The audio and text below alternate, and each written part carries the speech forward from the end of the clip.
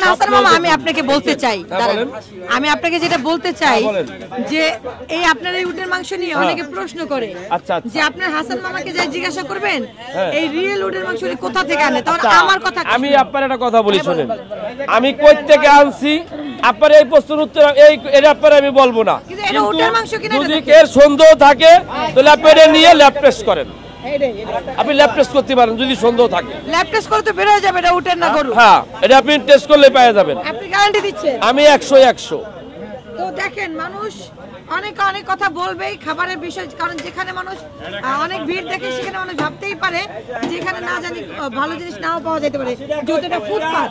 কিন্তু এটা ফুটপাত হলেও আমি বলি এখানে পুরো অরিজিনাল পাবেন আপনি। একদম দেখেন পুরাই উটের মাংস, একটু হাত দিয়ে ধরে দেখাই, এই যে দেখেন পুরাই উটের মাংস, ঠিক আছে?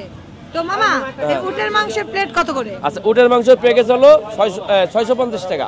650 টাকা উটের মাংসের প্যাকেজ। এটা কি এই দোকানে মানে যেটা বেশি দামে, এটা কি? এটা সবথেকে বেশি দাম এটা, মানে সবথেকে যেটা বেশি সেল করা হয় বা বেশি দাম দেওয়া হয় এটাই। আচ্ছা, আমি একটা প্যাকেজ করে দেখাই আপনারে।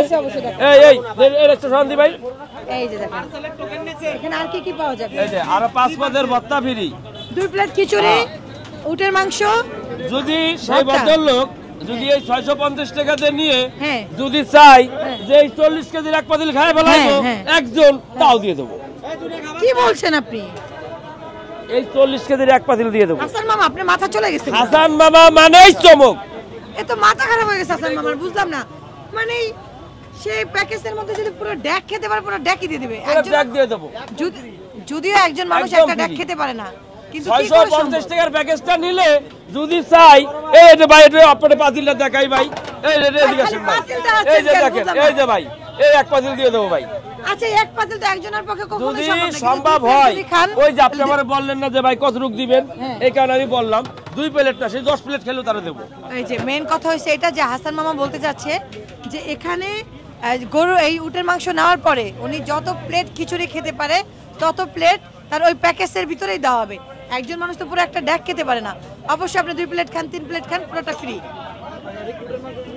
এই মামা এটা তো উটের মাংস, রাইট? হ্যাঁ, এটা উটের মাংস। একদম কালার দেখছেন মানে ভাই অস্থির। হাসান মামার মাল খাইবো কালারে, খালি কালারটা দেন। এম সরষের তেল দিয়ে মাল পাকানো লাগে, এই সব মাল সরষের তেল দিয়ে পাকানো।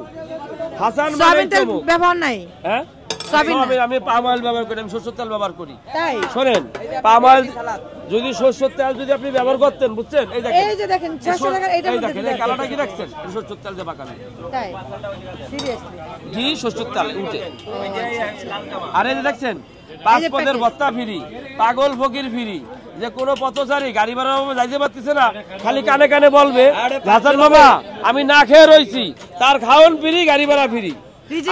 ভাই শোনেন একটা কথা কই, এই যে অনেকে বলে ভাই আপনি পাগল ফকিরে তো আইলেস করেন কেন? কেন করেন সেটাই কথাটা শুনেন। মানুষ কি বলে জানেন? আপনি নাকি স্ক্রিন প্রীতি পাওয়ার জন্য এটা করেন। আচ্ছা, একটা কথা কই শুনেন, পাগল ফকিরে খাওয়াইলে আপনার মনে করেন যে পাগল ফকিরে কেন খাওয়াই জানেন?